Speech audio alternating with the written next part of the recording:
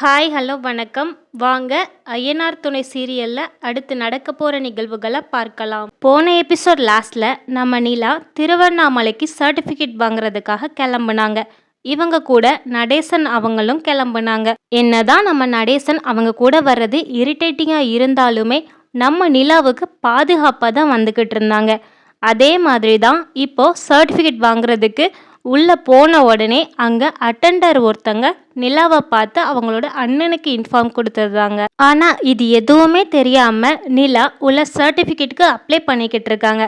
அப்போ தான் அந்த ஹெச்ஆர் மேடம் வந்துட்டு இந்த மாதிரி பிரின்சிபல் வர டைம் ஆகுமா, உனக்கு இந்த அப்ளை பண்ணுற ப்ராசஸிங்கே உனக்கு தெரியாதா, ஃபர்ஸ்ட்டு சர்டிஃபிகேட் காணும்னா போலீஸ் ஸ்டேஷனில் போய் கம்ப்ளைண்ட் கொடுக்கணும், அப்புறம் அந்த கம்ப்ளைண்ட் பண்ண எஃப்ஐஆரை கொண்டு வந்து நீ சர்டிஃபிகேட் வாங்குறதுக்கு அப்ளை பண்ணணும், அப்படின்னா மட்டும்தான் எங்களால் சர்டிஃபிகேட் தர முடியும், இப்படி எடுத்த உடனே நீ காலேஜுக்கு வந்து அப்ளை பண்ண முடியாதுமா அப்படின்னு சொல்லி சொல்கிறாங்க. இவங்களும் சரி அப்படின்னு சொல்லிட்டு அப்ளை பண்ணுறதுக்கான ஃபார்ம் எழுதி வாங்கிட்டு வர்றாங்க. அப்போ ஊடையில் சோழன் வந்து நிலாவுக்கு கால் பண்ணுறாங்க.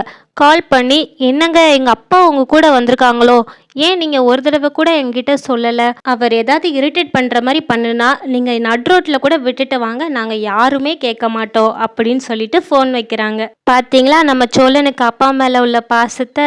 அப்புறம் நம்ம நிலாவும் ஃப்ரெண்டை அனுப்பிட்டு காரில் கிளம்புறதுக்காக வராங்க. அப்படி அவங்க வண்டி ஏற போகிறதுக்கு முன்னாடி ஒரு வண்டி இவங்களை நோக்கி ரொம்ப ஸ்பீடாக வந்து நிற்கிது. அதில் நிலா பயந்துட்டாங்க. உடனே சேரனோட அப்பாவும், யாருடா இது இப்படி கண்ணு முன்ன தெரியாமல் வண்டி ஓட்டிட்டு வர்றது அப்படின்னு சொல்லி திட்ட போகிறாங்க. பார்த்தா அதுலேருந்து இறங்கி வர்றது நிலாவோட அண்ணன். அவங்க இன்ஃபர்மேஷன் கொடுத்ததால நேராக காலேஜுக்கு கிளம்பி வந்துட்டாங்க.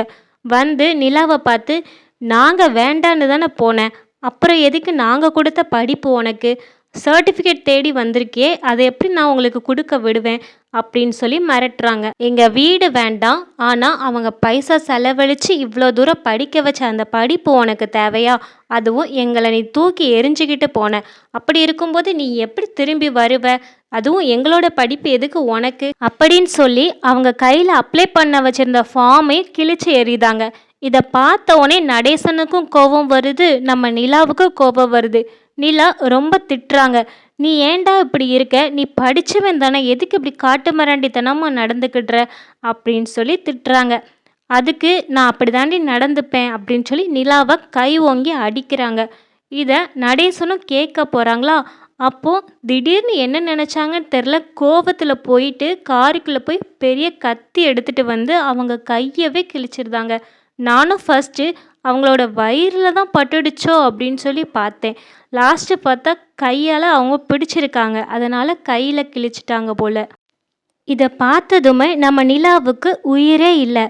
ஓடி வந்து அவங்க அண்ணனை தள்ளி விட்டுட்டு, நீ எல்லாம் மனுஷனா, எதுக்கு இப்படி பண்ணுற அப்படின்னு சொல்லி அவங்கள திட்டிட்டு நடேசனையும் வண்டியில் ஏற்றிட்டு அந்த டிரைவர் வந்த உடனே ஒரு ஹாஸ்பிட்டல் கூப்பிட்டு போங்க அண்ணா, ரொம்பவே ப்ளீட் ஆகுது அப்படின்னு சொல்லி ரொம்பவே நிலா பதறுதாங்க. நிலா பதறுதை பார்த்து நடேசன், ஏம்மா எனக்கு ஒன்றுமே இல்லைம்மா, நான்லாம் எவ்வளவோ பிரச்சனையை பார்த்துட்டேன், இதெல்லாம் எனக்கு ஒரு பிரச்சனையும் இல்லை, இதெல்லாம் ஒரு எறும்பு கடி மாதிரி, நான் தாங்கிப்பேன், நீ எதுக்கு இவ்வளோ பதறுத அப்படின்னு சொல்லி ஹாஸ்பிட்டல் கூப்பிட்டு போகிறாங்க.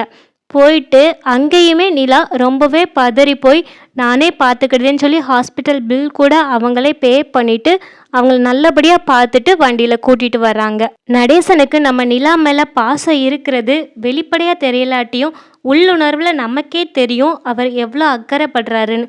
அதே மாதிரி தான் இப்போவும் நிலாவை பார்த்துக்கிட்டு இருக்காங்க அவர். சரி, இந்த வீடியோ பிடிச்சிருந்தா லைக் பண்ணுங்கள், உங்களுடைய கருத்துக்களை கமெண்ட் பண்ணுங்கள், தொடர்ந்து இந்த மாதிரி வீடியோக்களை பார்க்க நம்ம சேனலை சப்ஸ்கிரைப் பண்ணுங்கள்.